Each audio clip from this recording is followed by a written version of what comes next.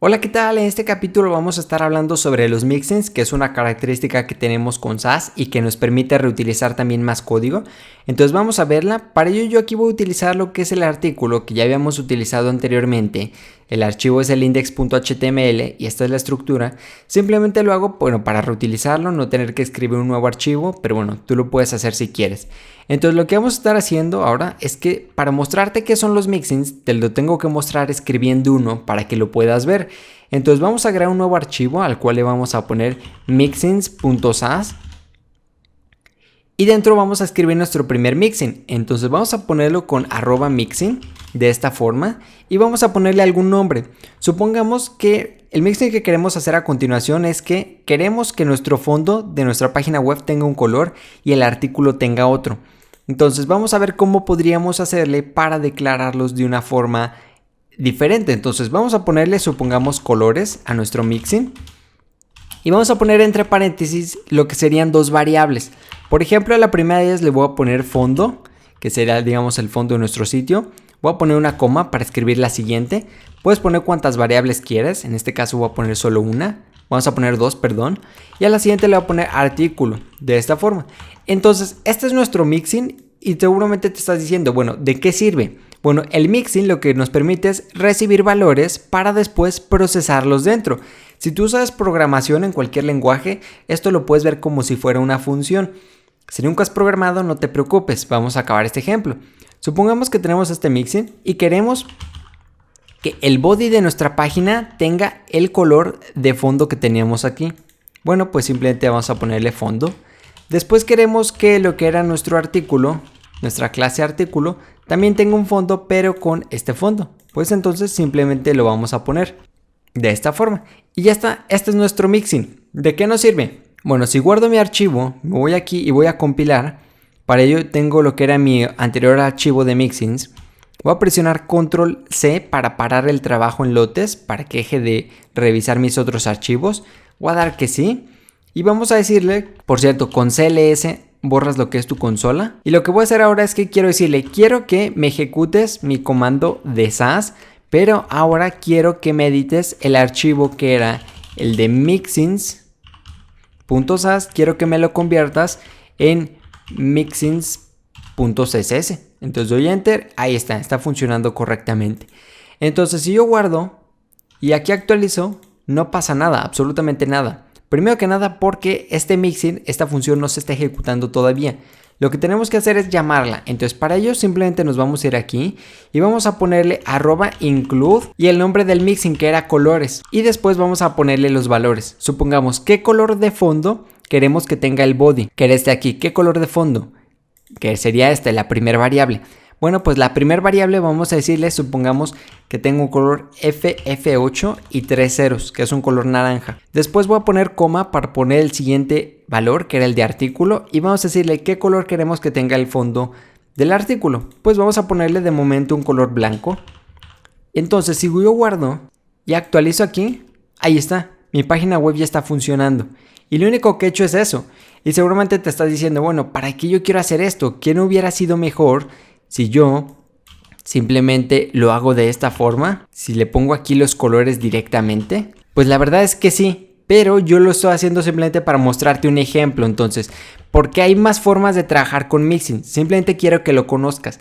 De esta forma nosotros podríamos, digamos, reutilizar el código cuantas veces nosotros queramos. Vamos a ponerte otro ejemplo. Normalmente, esto lo que voy a hacer es que lo voy a comentar para tenerlo aquí. Simplemente quería que conocieras la estructura porque también, para ser honestos, los mixins casi no se utilizan hoy en día gracias a que todos los navegadores ya soportan la mayoría de las propiedades CSS3. Pero anteriormente los navegadores como por ejemplo Firefox no soportaban lo que era border radius.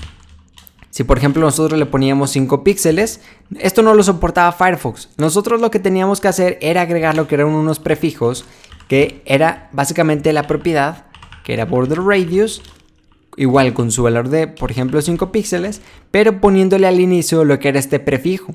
Lo mismo para Chrome, tendríamos que hacer algo similar. En vez de most, tendríamos que ponerle WebKit. Y lo mismo pasaba con lo que eran los sistemas, los navegadores de Microsoft, Internet Explorer. Entonces también pasaba lo mismo con Opera. Y entonces básicamente si queríamos agregar un border radius que se viera en todas las páginas, tendríamos que agregar todo esto. Y como puedes ver, esto solo era para una propiedad. Por ejemplo, para el article. ¿Qué pasa si, por ejemplo, lo quieres agregar en el footer? Bueno, pues también le tendrías que poner footer y básicamente copiar todo esto y pegarlo. Y entonces, como puedes ver, estamos duplicando bastante código. Bueno, para eso nos servían los mixins. Los mixins lo que nos permitían era, por ejemplo, decirle, bueno, quiero tener un mixin llamado borde redondeado. Y vamos a decirle que tengan todas estas propiedades. Entonces las pego.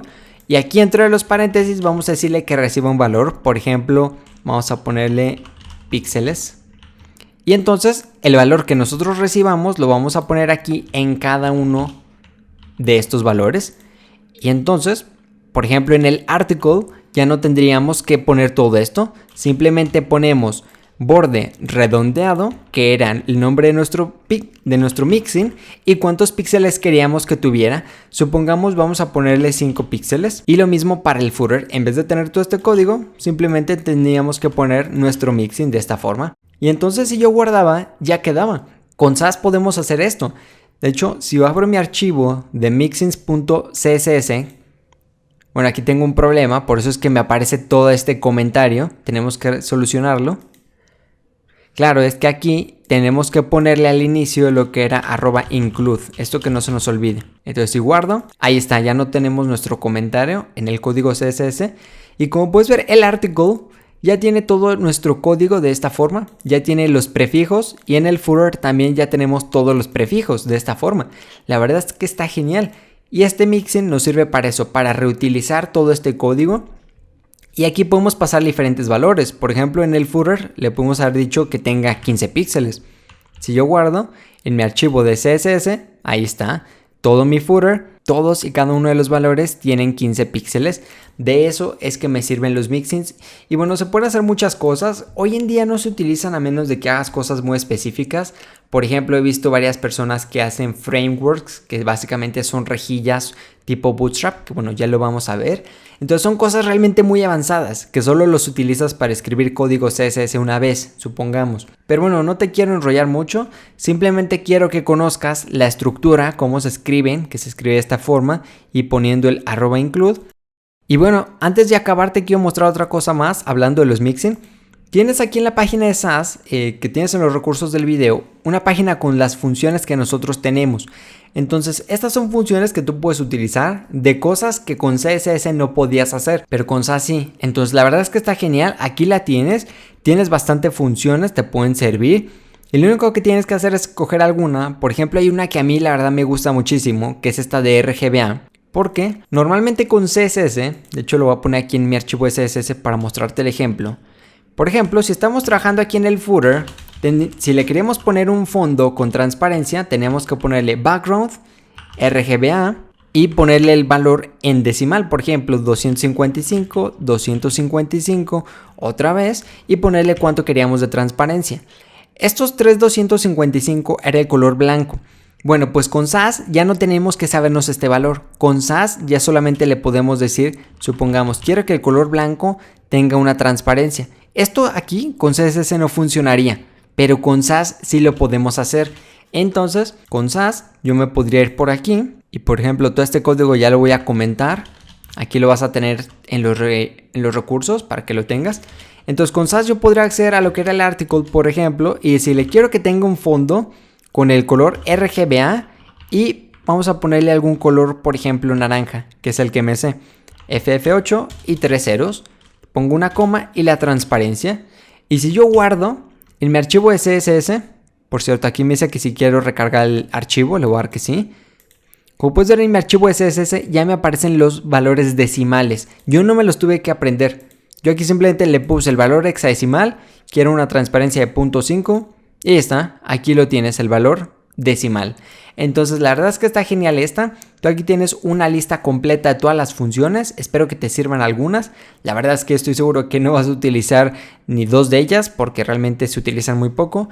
Pero aquí las tienes para que las puedas ver alguna vez. No te las tienes que aprender, pero bueno, te pueden servir algún día. Y bueno, eso ha sido todo por este video y nos vemos en el siguiente.